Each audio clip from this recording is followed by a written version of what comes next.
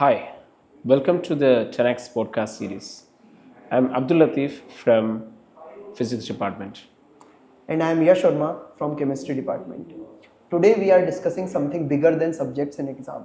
It is nation building and what academic excellence must mean in India's next phase.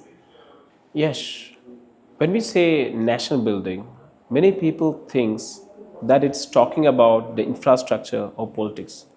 But in education, what does it truly mean? So sir, for me, nation building is something that begins in the classroom where I prepare young minds to solve the problems that India will be facing in next 20 to 30 years. Those problems are climate crisis, energy crisis, sustainable cities, ethical technologies, uh, agentic AI systems, and all those things. Exactly. India is at an inflection point.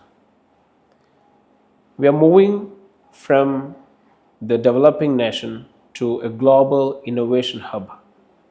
So we need more of problem solvers, not the degree holders. Right, sir? And that too responsible problem solvers. Exactly. In the next phase of India, what do you think about the skills we may require? Sir, I think three skills which are very important are scientific literacy, ethical reasoning, and application ability. For example, in chemistry to students, I don't just teach reaction, I ask them how green chemistry can be used to reduce industrial pollution, Okay. how material science can be used to make more efficient ways of energy storage, how chemical reactions can be used to serve as a purpose for public health. Okay. Yeah, same like in physics as well. We don't just promote them, we don't just motivate them to solve problems. Instead, for example, we keep motivating them to come up with new ideas. For example, how the renewable energy systems be optimized.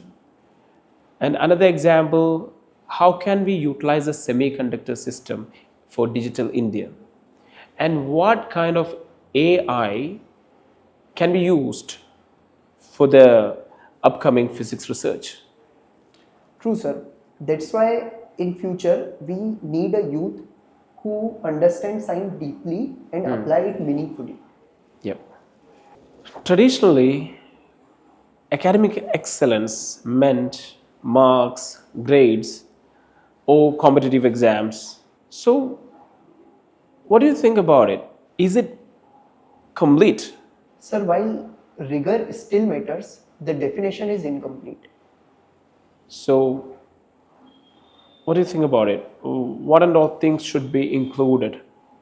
In my opinion, we should also include the conceptual depth, then more of the applications.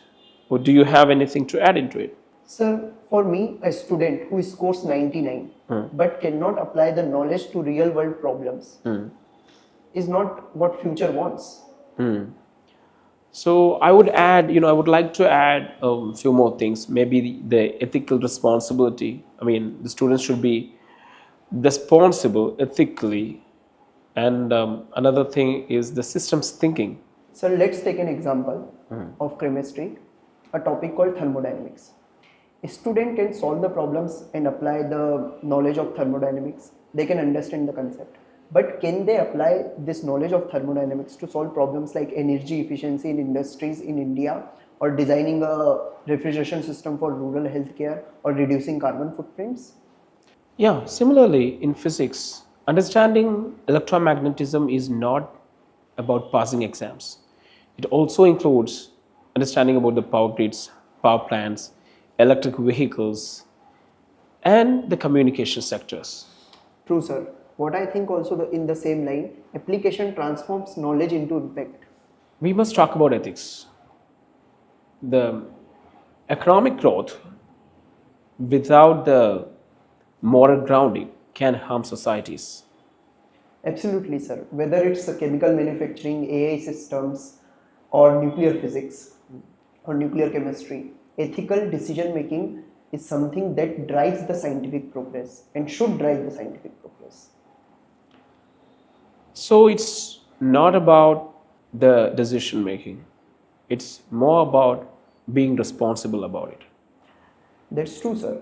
That's why education should cultivate knowledge and competence alongside with the character.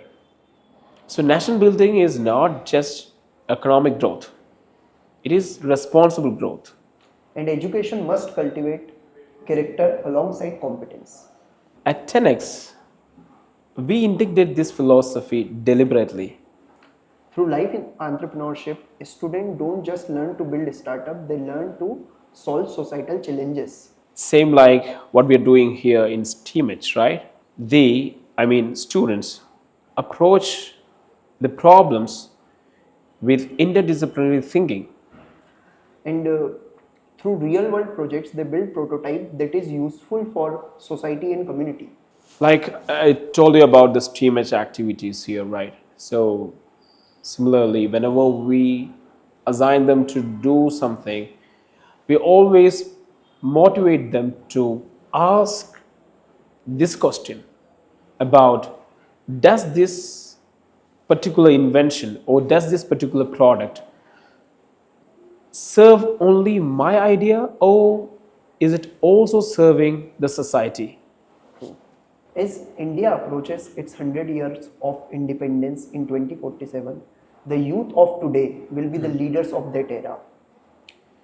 Yeah, we should ask ourselves about what kind of leaders we want in that era, especially when you said India is approaching 100 years of independence. I think we need leaders having these qualities. Like they should be technically sound, ethically grounded, then deeply rooted, and globally competent. And the aim of education should not be just to prepare students for IIT or Ivy Leagues, but to prepare them for research labs, policy institution, and entrepreneurial ventures. Yes, parents often ask about this approach. I mean, most of them have a confusion about, will this approach really works, or will this approach affect the exam performance? On the contrary, deeper conceptual understanding will enhance student performance. If they know why this formula works, not just how to use it, they excel.